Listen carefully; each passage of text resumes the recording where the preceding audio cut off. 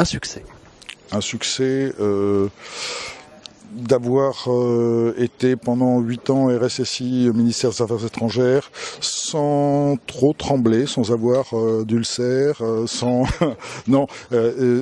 plaisanter. On a eu vraiment de très beaux succès, notamment sur la mobilité, mais très franchement, autant la partie sécurité, un certain nombre d'idées venaient de moi, mais c'est un succès qui est collectif. Voilà. Un échec ? Un échec. Alors, il y a quelques années, on a lancé un marché public pour essayer de faire un SOC et un SIEM et tout ça. Et en fait, j'ai pas réussi à concilier un certain nombre de pratiques de mes collègues. Donc, ils avaient des optiques différentes et ainsi de suite. Et ça a été un échec. Donc, le marché n'a pas débouché. Et aujourd'hui, on rentre par la petite porte, c'est-à-dire que un certain nombre d'équipes commencent à s'outiller et à chaque fois on grignote le terrain alors qu'on voulait un vrai beau projet avec des moyens et ça n'a pas pu être possible. Une pratique ?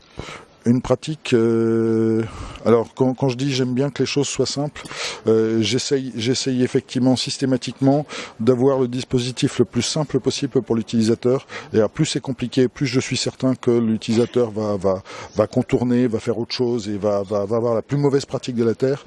Et donc l'idée c'est que, par exemple, au lieu de chiffrer la pièce jointe, nous on a fait de la messagerie sécurisée. Je pense que même les plus hautes autorités de mon ministère savent ce que c'est qu'un message sécurisé.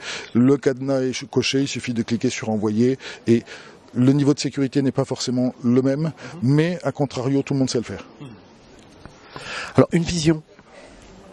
Alors, je crois qu'on a un niveau de sécurité en France qui est sans doute assez incomparable. Alors c'est lié à l'effet d'entraînement de l'ANSSI et de son niveau d'expertise et autres.